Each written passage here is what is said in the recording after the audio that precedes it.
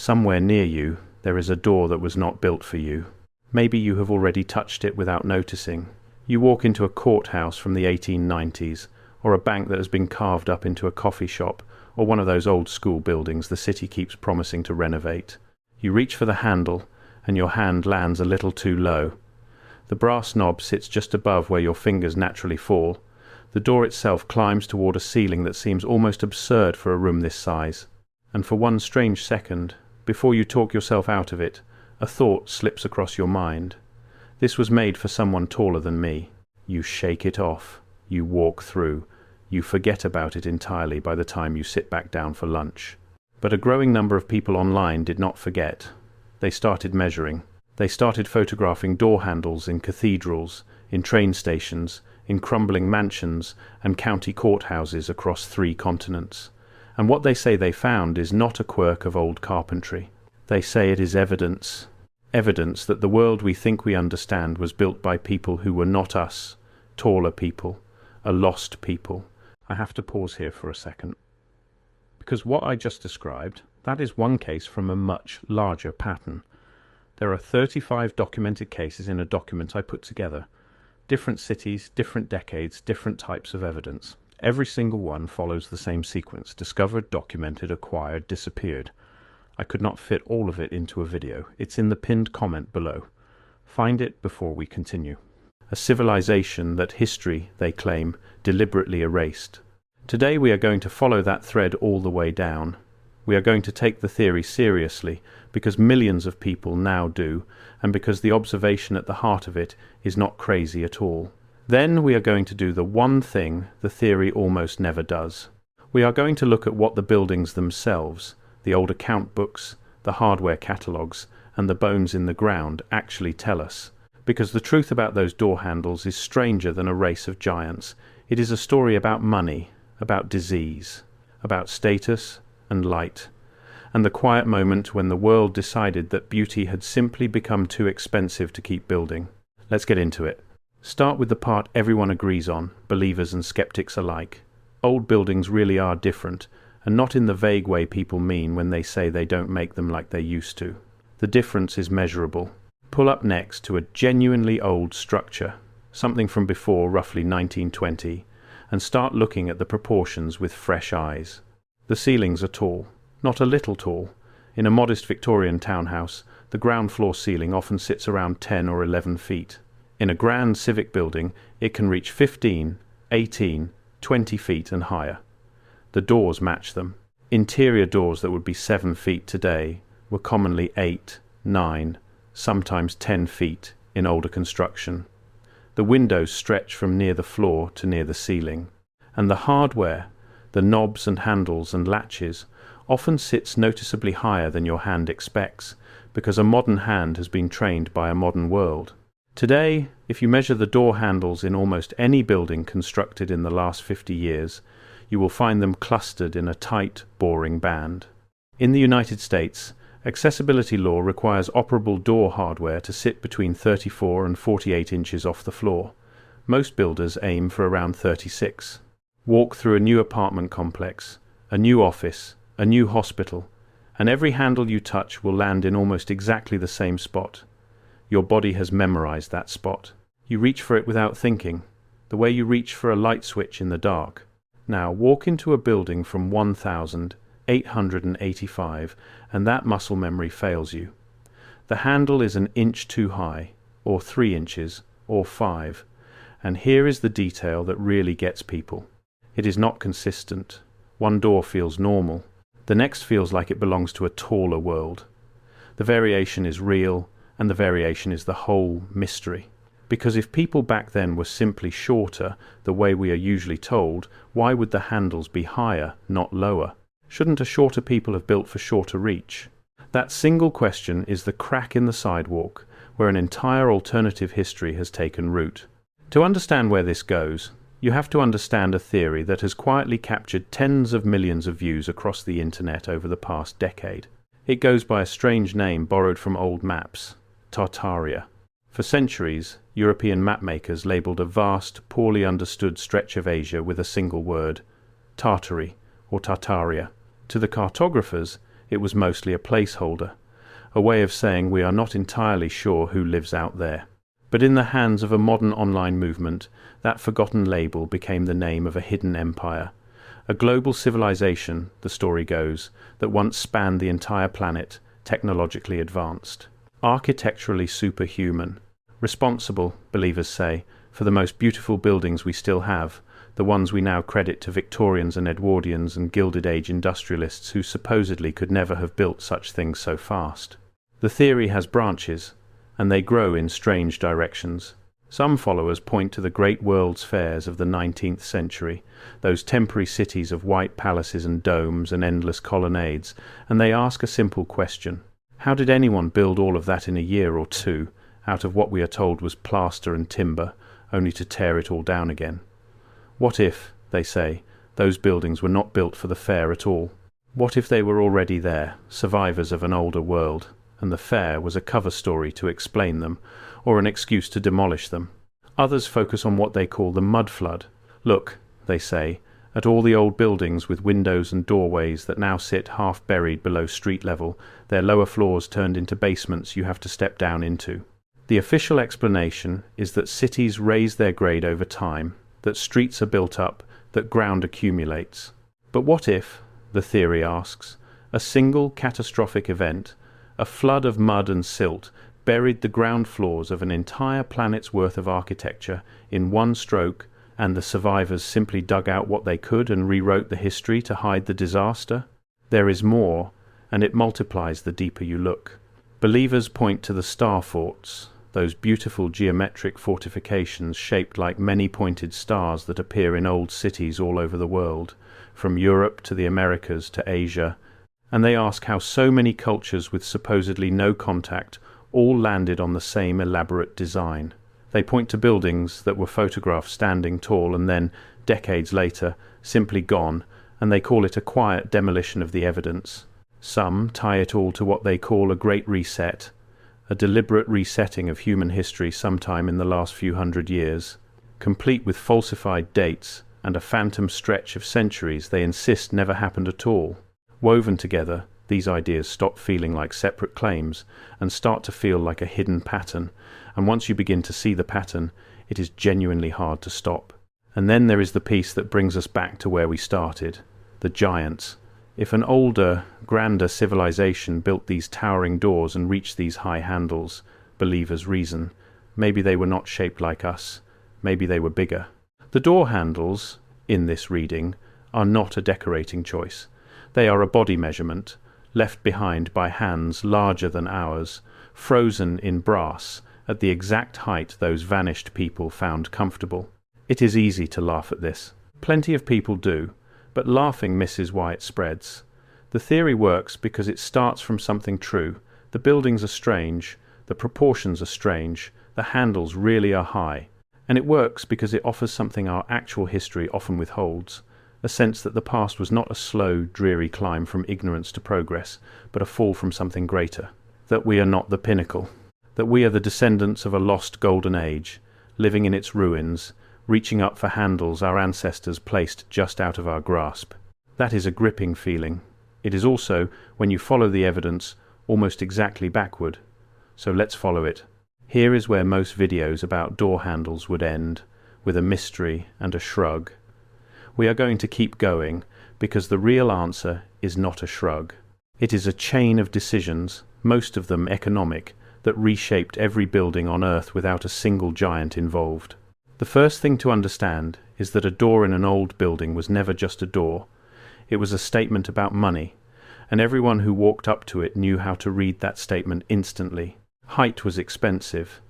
That is the key that unlocks nearly everything else. A taller door needs a taller wall, more material, more skilled labour, larger and heavier hardware, and a room tall enough to justify it.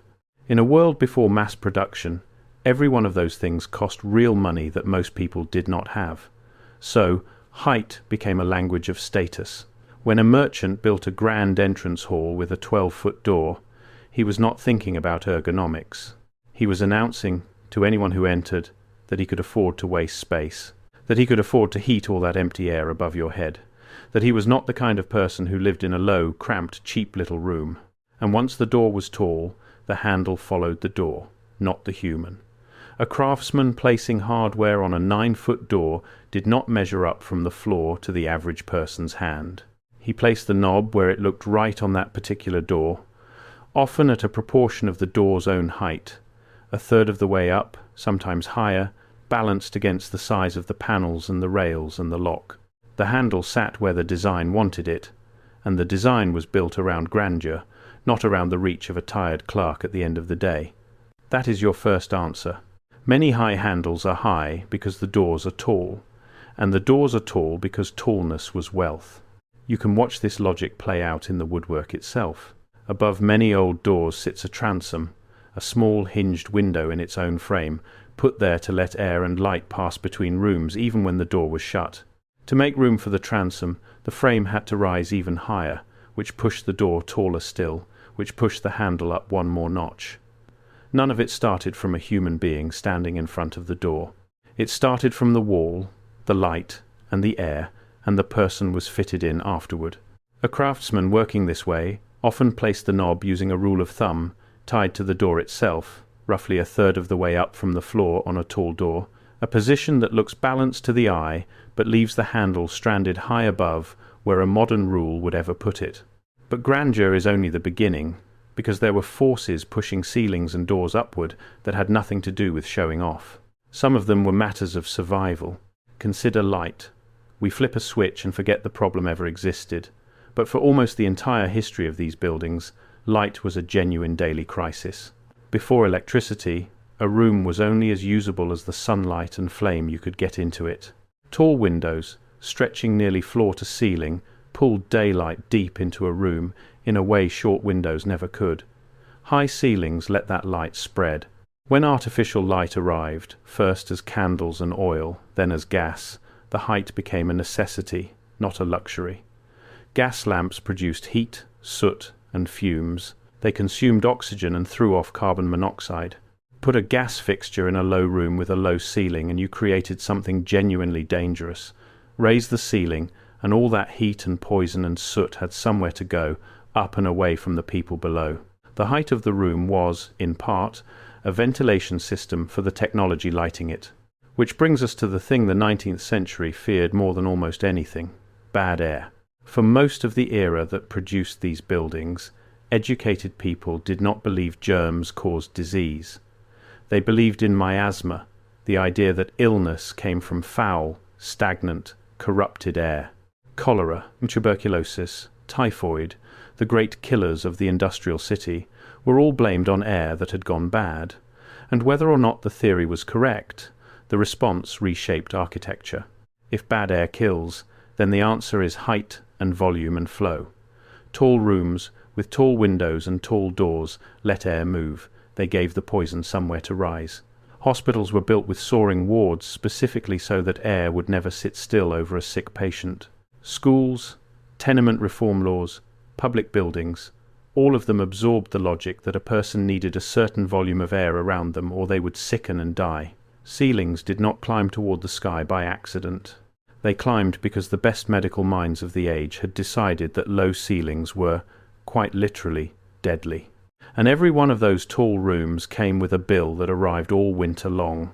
Heating a space is really about heating its volume, and a room with an 18-foot ceiling holds far more cold air to warm than a room with an 8-foot ceiling covering the very same floor. Before central heating, that meant more fireplaces. Before I go further, that document in the pinned comment. If you have not found it yet, go there now, because everything I cover in these videos is one piece of a pattern that only becomes visible when you see all 35 cases together. The document shows you the full pattern. What I can show you here is the surface. What is down there is everything underneath it. Pinned comment, now, then come back. More coal hauled up more stairs, more servants tending more fires, and much of the precious heat rising uselessly to the top of the room while the people sat shivering below it. To build tall was therefore to commit, year after year, to an enormous ongoing expense that the poor could never carry. Height was not just costly to raise once, it was costly to live inside forever, which is exactly why it works so beautifully as a signal of wealth. Anyone could see a high ceiling. Only the rich could keep paying to heat the empty air beneath it, and everyone in the room understood that unspoken arithmetic the moment they walked through the door. Now stack these forces on top of each other and notice what they share.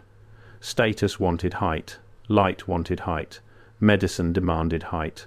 Every incentive in the culture, from the vanity of the rich to the fear of the dying, pushed doors and windows and ceilings upward, and every inch of that height dragged the hardware up with it.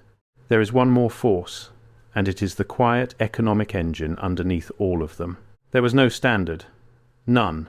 The tight 34 to 48-inch band that governs your world today did not exist because the institutions that create such bands did not exist yet. Think about how a door got built in 1870.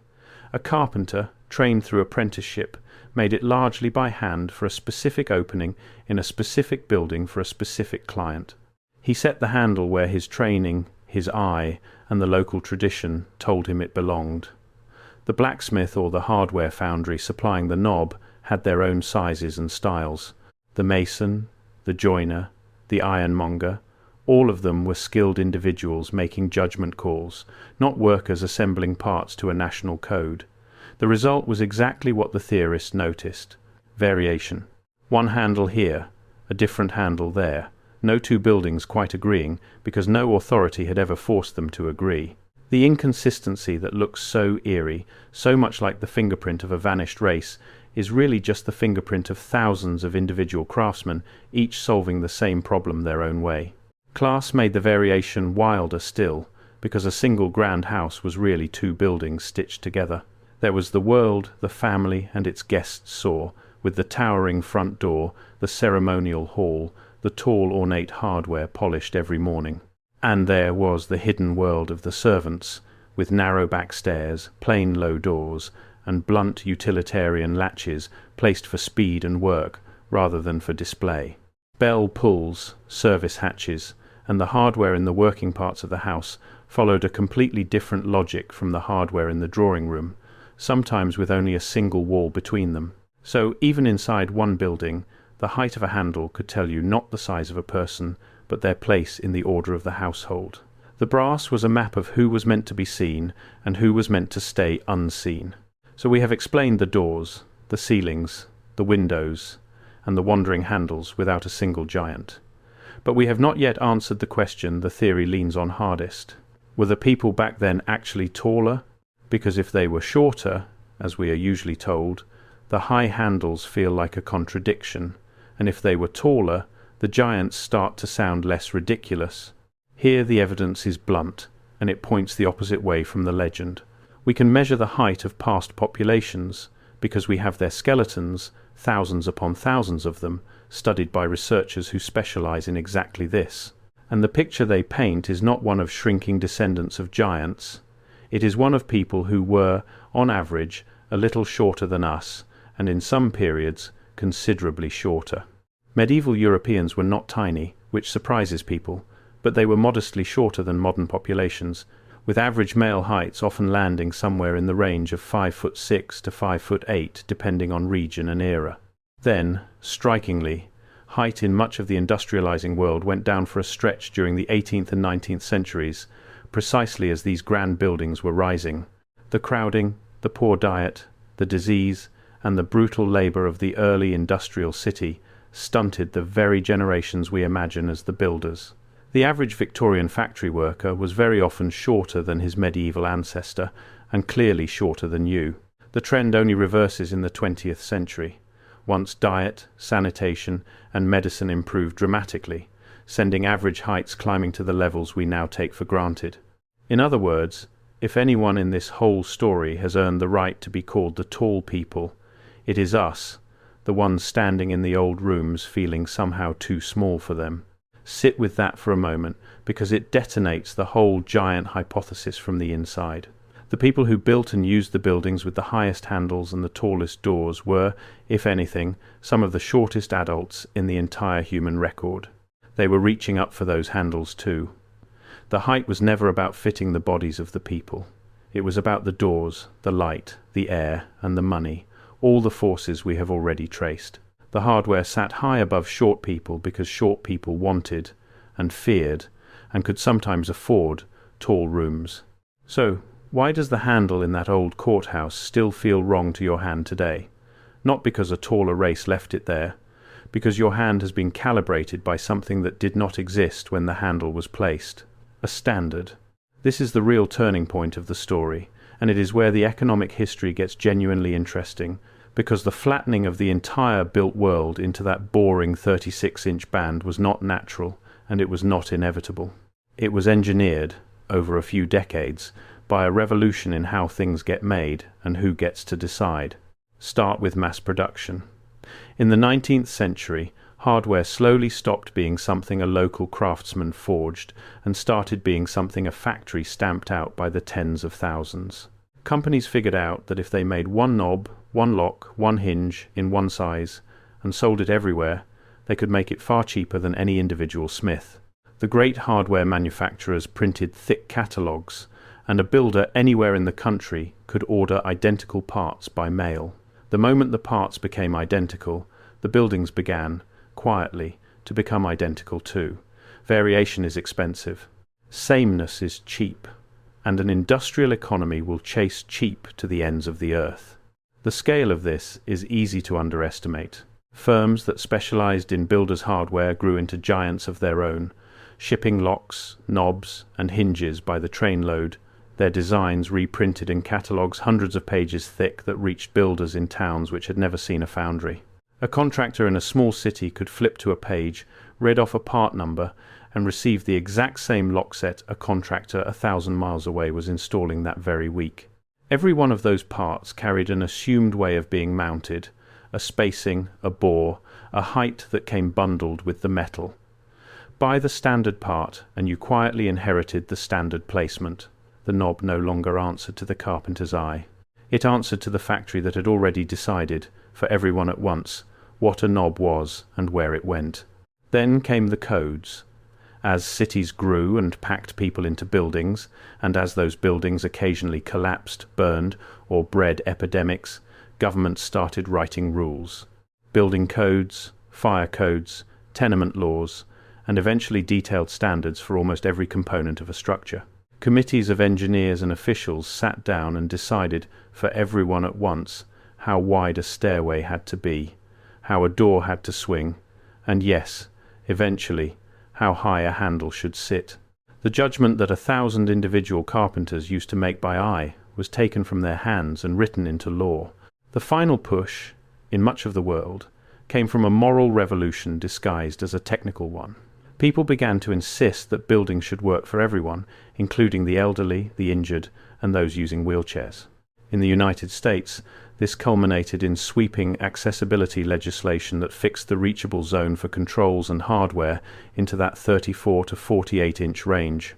A person seated in a wheelchair cannot reach a handle placed for the grand proportions of an 1880s door, so the handle came down, permanently, everywhere, by law.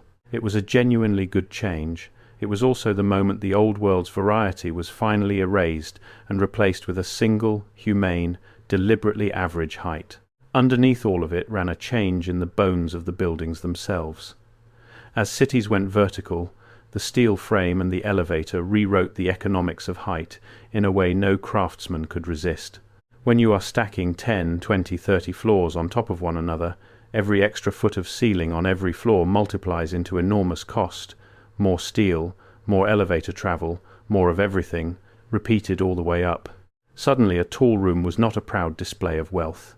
It was a tax you paid on every single story. Developers ran the arithmetic and began squeezing floor-to-floor heights down toward the practical minimum, and the doors and the handles shrank right along with them. The skyscraper, the great symbol of ambition, turned out to be one of the quiet forces flattening the human scale of the door. Add it all up and you get the actual mechanism behind the mystery. The handle in the new building sits where it does because a committee decided it should, because a factory could make it cheaply, and because the law required it to serve the widest possible range of bodies. The handle in the old building sits where it does because a craftsman placed it by hand on a tall, expensive, status-soaked door in a world with no standard, no accessibility law, and no mass-produced part to obey. Your hand fails in the old building not because the past was bigger, but because the present is standardized, and you are a creature of the present. No giants, no mud flood, no erased empire. Just economics, medicine, vanity, and law, grinding the endless variety of the handmade world down into one repeatable specification. And yet, here is the part I do not want to rush past, because the Tartaria believers are reaching, clumsily, towards something real. They are wrong about the giants. They are wrong about the flood. But the feeling underneath the theory, the sense that we live among the ruins of a world that could build more beautifully than we can, is not entirely a delusion. It points at a genuine loss, and the loss is economic. For a brief window in history, a combination of cheap, skilled labour, cheap material in some places, intense civic pride, and fierce status competition made it ordinary to lavish beauty on buildings that had no practical need for it. A humble bank branch got carved stone. A train station got a vaulted ceiling worthy of a cathedral. A public school got tall windows and detailed ironwork, not because anyone had to, but because that was simply what a serious building looked like, and the economy of the moment made it affordable to build that way at scale. That window closed. Skilled ornamental labour became astronomically expensive as economies developed and wages rose. Modern building codes, energy costs, and the sheer price of heating and cooling those enormous volumes of air made high ceilings a liability instead of a boast. The logic that once said height is wealth flipped into a logic that says height is waste. And so we lowered the ceilings, shrank the doors, standardized the handles, and built a world that is safer, cheaper, more accessible, and more equal, but that almost never again reaches for grandeur in an ordinary place. That is the real vanished civilization. Not a lost race of giants, but a lost economic arrangement, one where beauty was, for a moment, affordable enough to be routine. The believers can feel the absence. They just filled it with the wrong story, because the true story is harder to hold. There was no single catastrophe, no cover-up, no erasure.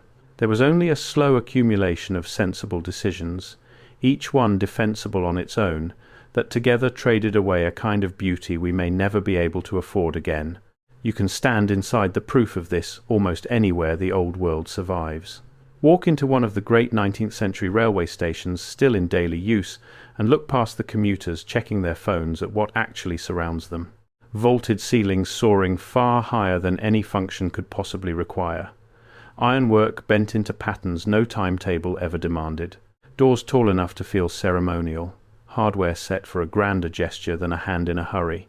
Nobody would build a commuter station that way now. The numbers simply forbid it.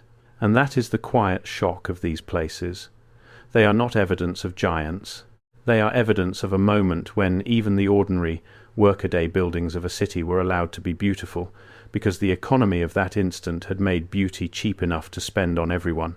So the next time you walk into some old building and your hand reaches for a handle and lands a few inches too low, stop for a second. You are not touching the fingerprint of a giant. You are touching the fingerprint of a different economy.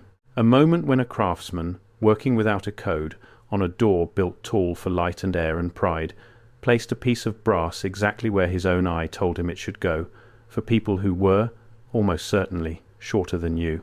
The handle did not move because the people shrank. The world moved. It got standardized and regulated and made accessible and efficient and cheap, and in gaining all of that it quietly gave something up. You can feel that missing thing every time your hand comes up empty. It is not proof of a hidden empire. It is something quieter and in a way sadder. It is the memory of a world that decided, building by building, decision by decision, that it could no longer afford to reach so high. And it is still there, waiting, in every old door you have ever walked through without ever looking up,